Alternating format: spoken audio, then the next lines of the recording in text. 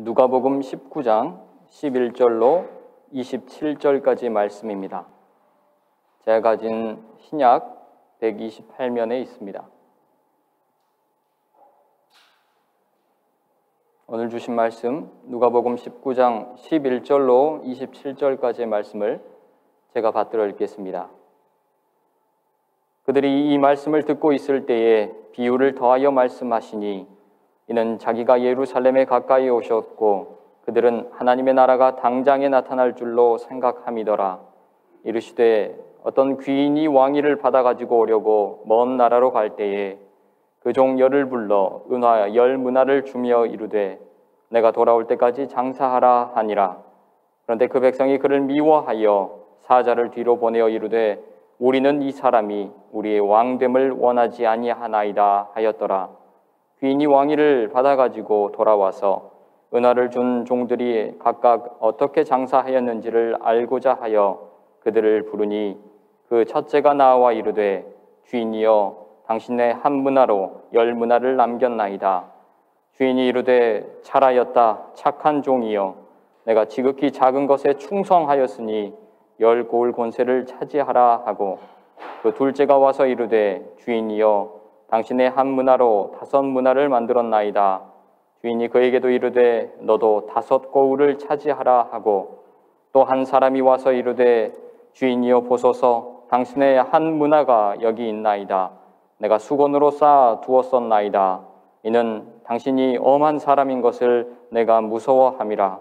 당신은 두지 않은 것을 취하고 심지 않은 것을 거두나이다. 주인이 이르되 악한 종아 내가 내 말로 너를 심판하노니 너는 내가 두지 않은 것을 취하고 심지 않은 것을 거두는 엄한 사람인 줄로 알았느냐?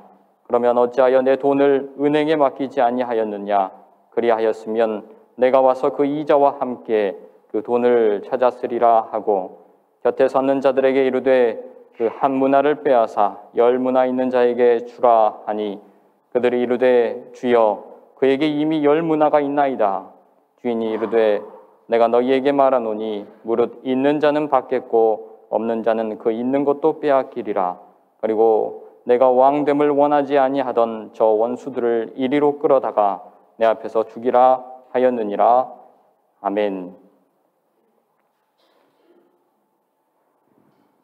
할렐루야. 예배 자리에 나오셔서 하나님 앞에 온전한 마음으로 예배 드리시는 여러분 위에 하나님의 크신 은혜와 축복이 가득하시기를 소망합니다. 여러분 혹시 코인을 갖고 계십니까? 그 코인을 말하는 건가? 혹시 비트코인인가 하실 분도 있으시겠는데요. 아니요, 그냥 동전 말입니다. 동전 갖고 계신가요? 현 시대에는 카드를 사용하거나 아니면 인터넷으로 계좌 이체를 하거나 아니면 돈을 사용하더라도 지폐를 많이 사용하기 때문에 동전의 쓰임새가 예전만큼 그렇게 크지는 않습니다. 그러나 성경 시대, 특히 신약 시대에만 해도 돈이라고 하면 대부분 금이나 은이나 동으로 만들어 놓은 동전을 뜻했지요. 그래서 성경 말씀에서도 여러 차례 동전들이 등장하고 있습니다. 가난한 과부가 헌금궤에 부족한 중에 넣었던 2렙돈, 참새 2마리를 살 수 있다고 했던 그 한 아사리온, 노동자의 하루 품삯이었던 한 데나리온, 한 여인이 등불을 켜고 집을 애써 쓸며 어렵사리 찾아 헤맸던 그 한 드라크마, 그리고 성전에 1년에 한 차례 성전세로 내기 위해 필요했던 반세겔 등 우리는 성경의 이야기 속에서 수시로 등장하는 동전의 이야기를 많이 알고 있습니다. 오늘 본문에도 은화, 문화가 등장하고 있지요. 예수님께서는 삭개오의 집에 방문하셔서 그와 함께 애찬의 식탁을 보내신 후에 그 집의 구원을 선포하십니다. 그러면서 바로 그 자리에서 10문화 비유 이야기를 전해주시죠. 하나님 나라에 대한 특별한 가르침을 삭개오와 그들과 함께 있었던 사람들에게 들려주셨습니다. 예수님은 한 귀인의 행적을 중심으로 오늘의 이야기를 시작하고 계십니다. 이 귀인이라고 하는 것을 우리는 쉽게 귀족 이렇게 이해해도 될 것 같습니다. 한 귀인이 왕위를 받기 위해서 먼 나라로 떠나게 됩니다. 그는 먼 나라로 떠나기 전에 그 집안에 있는 종들 중에서 특별히 10명을 부르지요. 그 귀인은 그들에게 각각 은화 한 문화, 지금으로 따지자면 한 문화는 100데나리온, 한 데나리온은 하루 일꾼의 품삯이기 때문에 100일 동안 열심히 일해서 얻을 수 있는 그 돈이 바로 한 문화였고, 지금으로 본다면 한국 돈으로 작게는 한 700만 원에서 많게는 1,500만 원, 유로로 10,000유로 정도 되는 결코 적지 않은 돈이었습니다. 바로 그 한 문화를 그 10명에게 각각 나눠주면서 자신이 돌아올 때까지 열심히 장사를 해보아라, 이렇게 명령하지요. 시간이 지나서 귀인은 결국 왕위를 받아서 그 자리로 다시 돌아옵니다. 돌아온 주인은 은하를 건네받았던 종들을 다 불러드립니다. 그리고 그들이 각각 어떻게 장사했는지를 확인하고 있지요.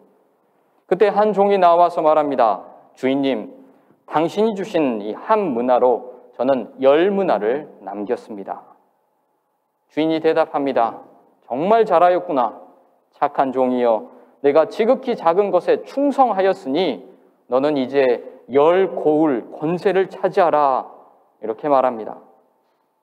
우리는 예수님의 이야기 속에서 주인이 10문화를 남긴 이 종을 향하여 착한 종이다라고 칭했던 것을 기억하게 됩니다. 그리고 그에게 10고을을, 10마을을 다스릴 수 있는 이 통치권을 하사했음을 보게 되지요.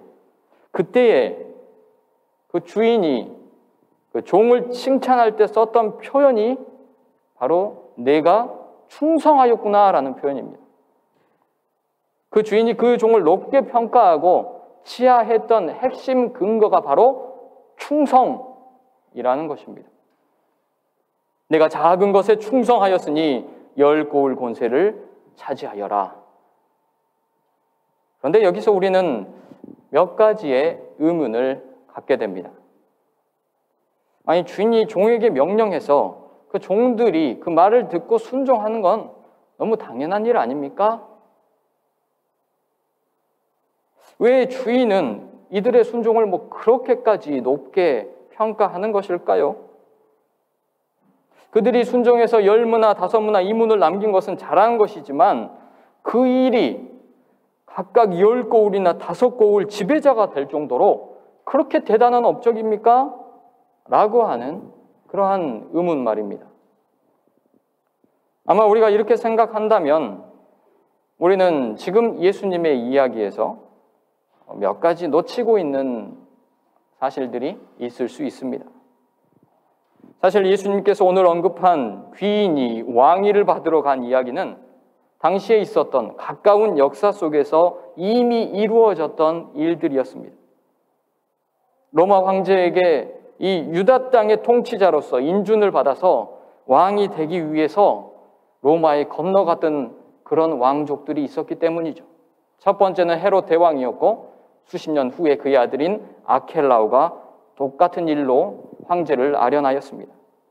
그중 헤롯 대왕은 로마의 황제를 만나 그것들이 잘 협상돼서 결국 왕권을 받아오는 데 성공했지만 헤롯 대왕의 아들이었던 아켈라오는 그의 폭정이 너무나 안 좋게 소문이 났었고 반대자들이 시위하고 동시에 상소를 했기 때문에 결국 왕권을 받아서 그 땅의 통치자가 되는데 실패하고 나중에 축출되게 됩니다.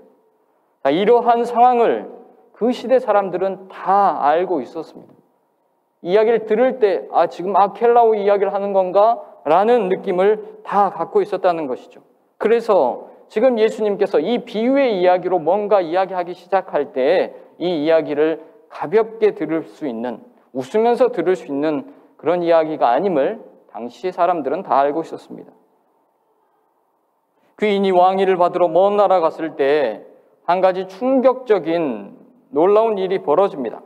그것은 바로 그 귀인이 지배하고 있고 다스리고 있던 그 땅의 백성이 그 귀족을, 그 귀인을 미워해서 몰래 사자들을 황제에게 보낸 것입니다. 이는 그 귀인의 종들도 다 아는 사실이었습니다. 아마도 귀인과 또 일반 백성들이 보낸 사자는 거의 같은 시점에 도착했을 것입니다. 그 사자는 그 지역 백성들이 이 귀인이 자신들의 왕이 되는 것을 결코 원하지 않습니다 라고 말해서 왕권을 획득하는 것을 크게 방해했던 것입니다. 따라서 오늘 이야기에 등장하는 종들도 자신의 그 주인이 얼마나 위기 가운데 있는지 알고 있었습니다. 그 지역의 백성들 중에 아무도 그 귀인이 왕권을 획득해서 돌아오는 것을 원치 않았다는 것이죠. 주변에는 온통 반대자들로 가득했습니다. 이것은 단순히 그가 왕이 되고 왕이 안 되고의 문제 정도가 아니었습니다. 유력한 왕의 후보였다가 만약에 왕이 되지 못했다라고 하는 것은 왕권 획득에 실패하게 됐을 경우에는 그가 가진 모든 것을 내려놓아야 하는 상황이 발생할 수 있다는 것이죠. 또 다른 유력한 이에게 이미 자기가 갖고 있는 것조차 다 빼앗길 수 있다는 것도 의미했습니다. 동시에 그 가신들이나 아니면 종들 같은 경우에는 훨씬 더 안 좋은 상황에 처하게 되거나 심할 경우에는 목숨까지도 잃을 수 있는 그런 상황이 지금 진행되고 있었다라고 하는 것입니다. 자, 이러한 상황을 우리가 잘 인식하고 있다면 종들이 주인이 내어준 이 한 문화를 가지고 사업을 하고 장사를 해서 많은 사람들과 거래를 할 경우에 초래될 문제들 또한 예상해 볼 수 있습니다. 주인의 돈으로 수많은 거래를 일으키고 사업을 만들어 확장해 나간다는 것은 철저하게 그 동네 모든 사람들에게, 그 지역의 모든 사람에게 나는 바로 이 주인에 충성하는 사람이고 이 주인에게 속한 사람으로 평가받는 것입니다. 그렇게 알려지고 공표하는 행위였습니다. 그 주인이 왕이 되어서 돌아온다면 문제가 없겠지만은 만약에 그렇지 않다면 주인과 함께 그렇게 열심히 했던 종들은 오히려 그 인생이 바닥에 내쳐질 수 있는 가능성이 있었다라고 하는 것입니다. 이러한 상황에서 종들은 분명히 선택해야 했습니다. 기약 없이 떠난, 언제 돌아올지도 모르는, 심지어 왕권 반대한다는 상소까지 도착해서 분명 큰 위기 가운데 처했을 자신의 주인을 끝까지 신뢰할 것인가? 끝까지 기다릴 것인가? 그래서 내가 사업을 벌리고 그의 이름으로 열심히 일해서 그와 함께 운명 공동체로서 생사를 같이 할 것인가? 아니면 계산기를 두들겨 보고 지금 위험하니 적당히 빠져나갈까? 그래서 훗날을 나의 안위를 도모할까? 이러한 갈림길에서 중대한 결정을 해야 했습니다. 열심히 거래하고 장사해서 10문화와 5문화를 남긴 종들은 자신을 믿고 큰 돈을 내어준 주인에게 끝까지 충성해서 좋은 결과를 얻은 이들이었습니다. 반면 한 문화를 수건에 쌓아두고서 훗날 이런저런 변명으로 일관했던 그 종은 아마도 주인이 돌아오지 못한다고 생각했거나 왕권 획득에 반드시 실패할 것이라는 그 믿음을 갖고 있었을 것입니다. 자, 우리가 이러한 상황을 이해하면서 오늘 본문의 이야기를 생각해 본다면 오늘 본문의 주인이 각각 10문화와 5문화를 남긴 종들을 칭찬하고 크게 치하한 것이 그들이 단순히 장사에 성공했기 때문이 아님을 다시 한번 깨닫게 됩니다. 주인은 자신을 배반하지 않고 명령에 순종하면서 끝까지 최선을 다했던 이 종들에게 충성스러움을 확인한 것입니다. 그 충실함을, 그 신실함을 높게 평가해서 이러한 엄청난 보상까지 허락하게 된 것입니다. 오늘 본문의 이야기는 첫 구절이었던 11절에서 기록하고 있는 것처럼 예수님께서 이제 제자들과 함께 예루살렘 가까이 오신 것입니다. 삭개오를 만난 것입니다. 그리고 하나님 나라가 이제 당장에 나타날 것이다 라고 생각했던 사람들에게 선포하고 있는 메시지였습니다. 다시 말해서 하나님 나라가 이제 바로 짠 하고 나타날 줄로, 그렇게 시작할 줄로 생각한 이들의 생각을 교정시키기 위해서 오늘 이 메시지를 전해 주셨던 것입니다. 혹시 하나님 나라가 오는데 더디게 오는 것처럼 느껴질 때에도, 도무지 언제 오는지 알 수 없어서 낙담하고 지칠 수 있는 그런 상황이 느껴질 때에도 더욱 성실하게 하나님 나라를 기대하여라. 그 믿음을 포기하지 말고 끝까지 신실하게 그 나라가 반드시 도래함을 기다리며 기대하며 살아야 한다 라고 하는 이 메시지를 알려주시기 위해서 예수님께서 특별히 알려주신 이야기라는 것입니다. 이 본문은 오늘을 살아가고 있는 우리 모두에게도 동일하게 말씀하고 있습니다. 우리는 주 예수 그리스도로 인한 그 구원이 우리 모두에게 베풀어졌다는 그 사실을 잘 알고 있습니다. 우리에게도 하나님 나라가 시작되었습니다. 이미 우리에게는 하나님 나라의 말씀이 주어졌습니다. 하나님 나라가 시작되었습니다. 동시에 아직 이 땅에는 하나님 나라가 완성되지는 않았습니다. 주님께서 이 땅에 다시 오실 때에 그 나라는 완성될 것입니다. 이미와 아직의 그 시대 사이를 살아가고 있는 우리에게도 오늘 본문의 종들이 했던 그 선택이 남아 있습니다. 예수님께 끝까지 충성된 모습의 제자로 살아갈 것인가? 아니면 세상의 도전과 흐름 앞에서 마구 흔들리면서 세상의 가르침의 옷을 그때그때 입을 것인지 하는 결정이 남아있는 것입니다. 우리 주님은 이 땅에 제자들을 남겨두시고 승천하시면서 구원의 메시지가 온 세상에 전파되어서 더 많은 사람들이 하나님의 영광의 날을 바라보는 바로 그것을 기다리고 계십니다. 우리 주님은 아버지 하나님으로부터 왕권을 받으셨고 이제 이 땅을 완전히 회복시키시며 그리고 모든 이들의 앞에 결산을 받을 날을 기다리고 계십니다. 우리 주님은 우리를 포함한 모든 제자들에게 이렇게 말씀하셨죠. 그러므로 너희는 가서 모든 민족을 제자로 삼아 아버지와 아들과 성령의 이름으로 세례를 베풀고 내가 너희에게 분부한 모든 것을 가르쳐 지키게 하라. 볼지어다 내가 세상 끝날까지 너희와 항상 함께 있으리라 라고 하는 말씀을 우리 모두에게 남겨주셨지요. 우리는 예수님께서 우리에게 남겨주신 이 말씀을 붙들고서 지금 어떤 모습으로 살아가고 있습니까? 어떤 시기를 여러분들께서는 보내고 계십니까? 우리는 주님께서 우리를 포함한 모든 제자들에게 분부하신 모든 것을 우리가 기억하고 순종하며 살아가고 계신지요? 아니면 이미 오래전에 주님께서 주셨던 그 제자의 옷을 벗어 던져버렸습니까?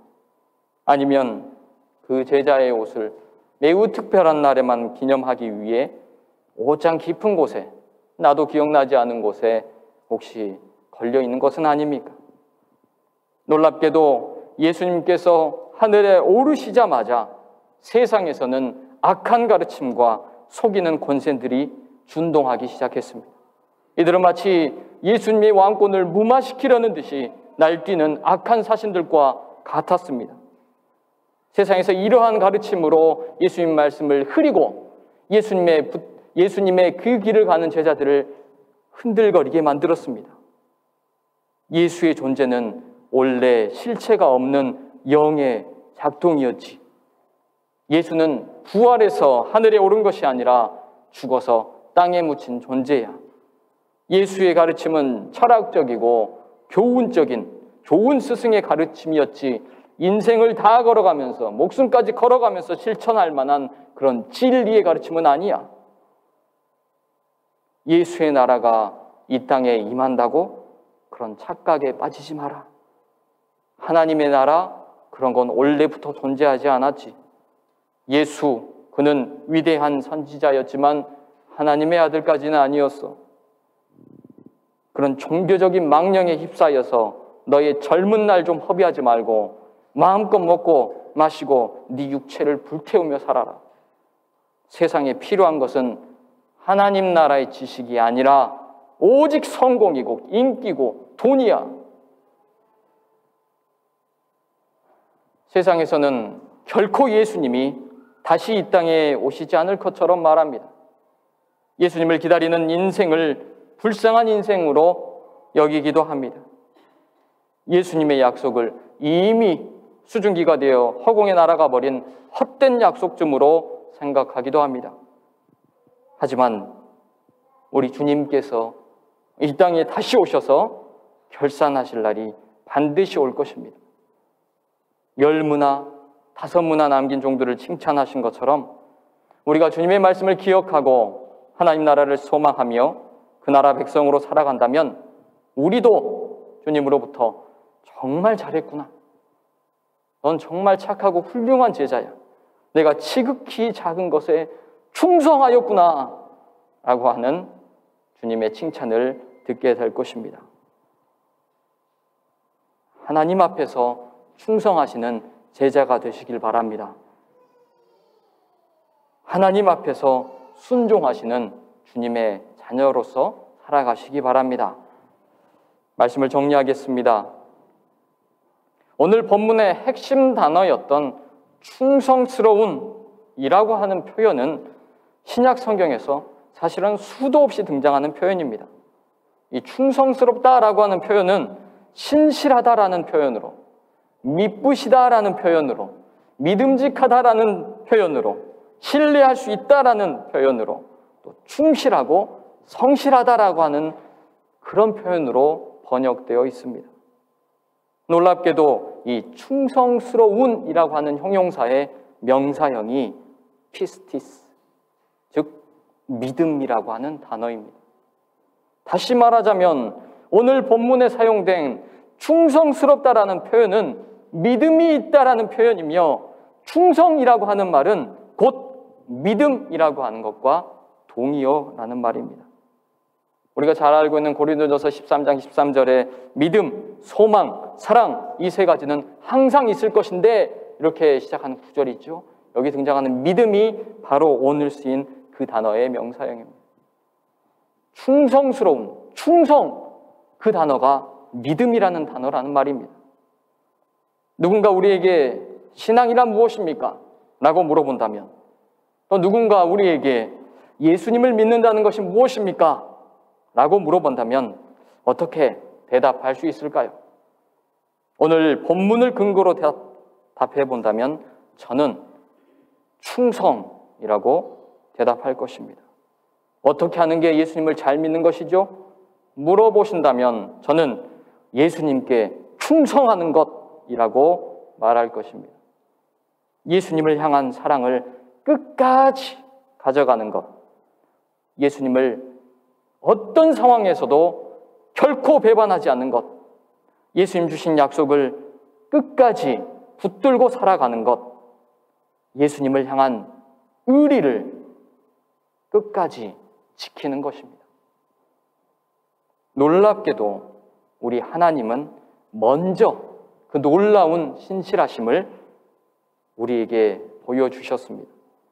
아담과 맺으셨던 언약을 통하여서, 노아와 맺으셨던 언약을 통하여서, 아브라함과 맺으셨던 언약과, 시내산 아래에서의 백성들과의 언약과, 다윗과 맺으신 언약, 선지자들 통해서 갱신하시고 추가해 주시고 온전케 해주신 수많은 언약과 약속을 통하여서, 그리고 최종적으로 우리 주 예수 그리스도를 통한 그 언약을 우리와 맺으셨고, 사실 사람들이 떠난 적은 있지만 단 한 번도 하나님께서는 우리를 떠나신 적이 없으시고 지키시되 끝까지 지키고 계십니다.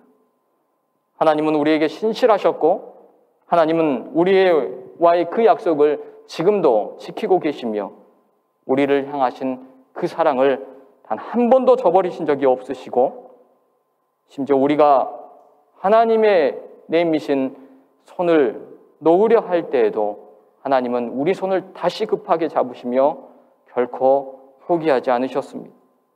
하나님은 우리에게 그렇게 의리를 지키시는 하나님이셨습니다. 그 사랑의 언약의 결정체가 바로 우리가 아직 죄인 되었을 때에 그리스도께서 우리를 위하여 죽으심으로 하나님께서 우리에 대한 자기의 사랑을 확증하셨던 그 언약과 증거입니다.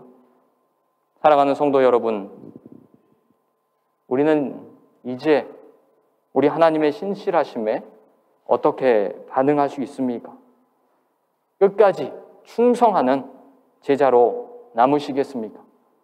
주님을 향한 의리를 끝까지 지키시겠습니까? 세상의 수많은 유혹과 공격 속에서도 끝까지 하나님의 약속을 붙잡으시면서 하나님을 향한 또 예수님을 향한 그 사랑을 지키고 충성하시는 저와 여러분 되시기를 주님의 이름으로 축복합니다. 기도하겠습니다. 사랑이 많으신 아버지 하나님, 우리를 향하신 변치 않는 사랑과 은혜를 기억하며 감사드립니다. 비반과 배신, 탐욕과 불신이 팽배한 이 땅에서 끝까지 믿음을 지키는 하나님 나라의 백성이 되기 원합니다. 끝까지 예수님을 사랑하며 순종하는 충성스러운 제자로 남기 원합니다. 하나님께서 우리에게 먼저 보여주신 미쁘시고 신실하시며 온전하신 그 사랑을 깨닫고 배우게 하여 주옵소서. 그리하여 이 혼탁하고 참된 가치가 사라져가는 시대 속에서도 끝까지 주님의 약속을 믿고 기다리며 충성스러운 제자로 온전한 자녀로 살게 하여 주옵소서. 예수님의 이름으로 기도합니다. 아멘.